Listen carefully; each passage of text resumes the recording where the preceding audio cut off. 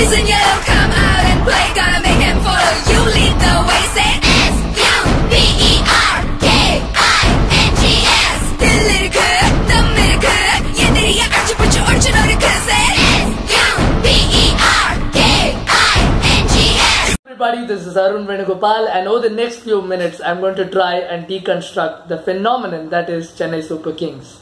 It's fair to say that the CSK franchise has achieved stupendous levels of popularity over the last 10 years.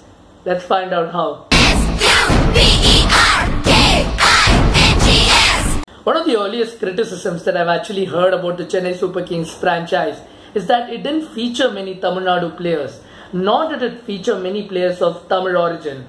Now, it's something that's also changed over a period of time, as a lot of popular Tamil Nadu players like an R. Ashwin, Murli Vijay and Subramaniam Badrinath have actually gone on to represent CSK and also India very successfully.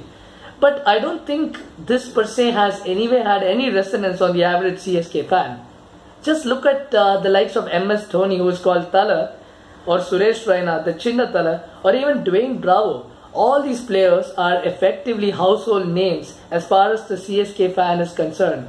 Dwayne Bravo, in fact, even did a dance number in a Tamil film. So, how does this explain itself? So, a lot of my friends are quite baffled. They even ask me about how Tamil Nadu, a state which is known for its strong linguistic sentiments, is okay with something like this. How do you explain such a phenomenon? They ask me. I think to understand this, it's actually important to understand the Tamil psyche first. There is a proverb in Tamil, Vandarai Vaazhavaikum Tamilagam.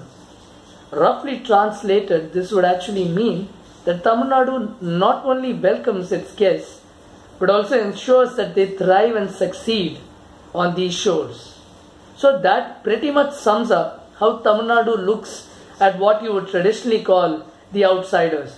It is generally said that Tamil Nadu and Tamilians take their time to evaluate, to warm up to people, but once they do like people for what they are, then they are loyal to them, they love and dote on them for the rest of their lives. A great example would be to look at the political and the film industries of Tamil Nadu. You will find a lot of examples. One prominent example would be that of the late M.G. Ramachandran, also popularly known as MGR, who was the reigning megastar at that point and also a former chief minister of Tamil Nadu.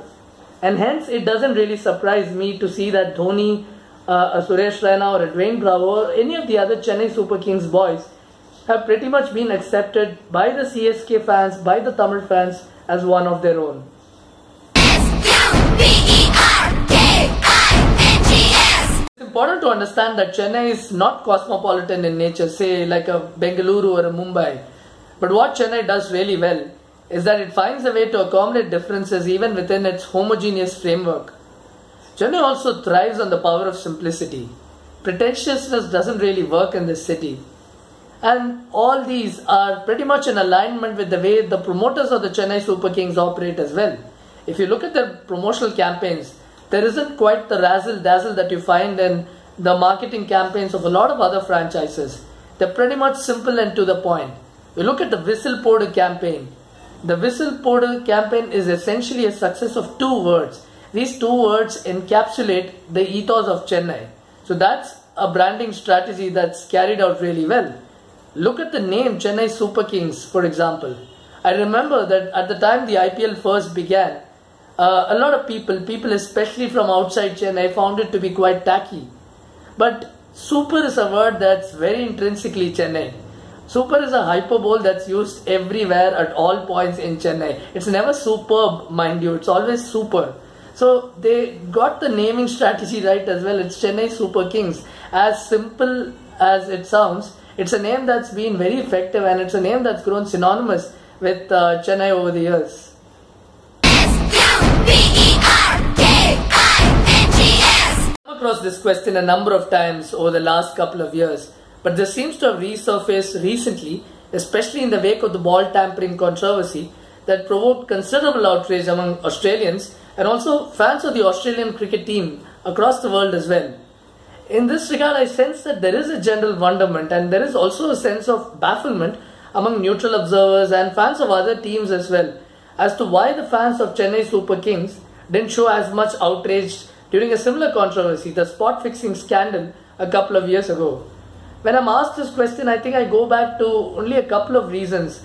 I find that among the CSK fans in general, there is an element of the benefit of doubt because the players themselves weren't embroiled in the scandal, and so there is an element where they seem to de-link the players from the scandal itself.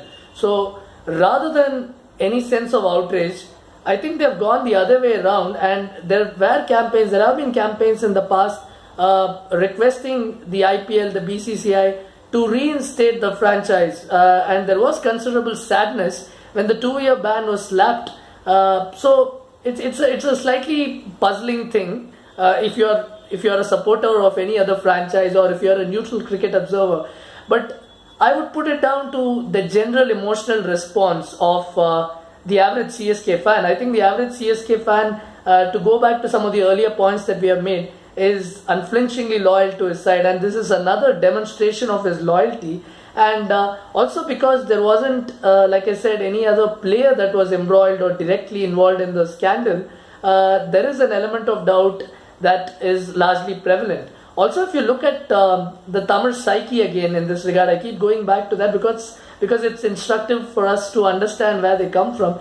Tamils can be generally forgiving in nature. We have seen instances in the past where people have forgiven corrupt leaders, corrupt politicians as well, and they have voted them back to power. So this isn't a particularly new phenomenon, and especially in this case, because there wasn't a player involved, there is a larger case for the average CSK fan to rally around their team and keep fighting on.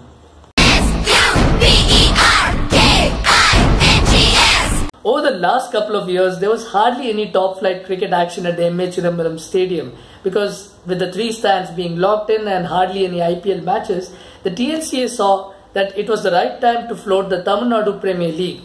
Now, the TNPL in itself isn't quite a novel idea because it essentially took after the Karnataka Premier League, the KPL.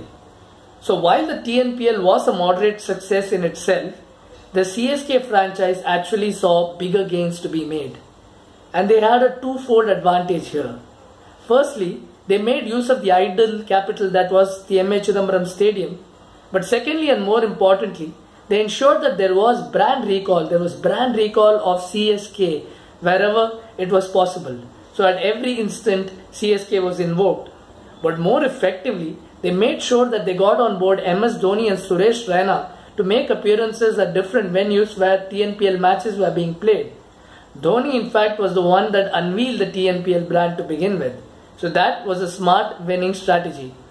More recently, CSK have also demonstrated their sense of timeliness by tying up with Kala, the Rajinikanth starrer, which is set to release later this year.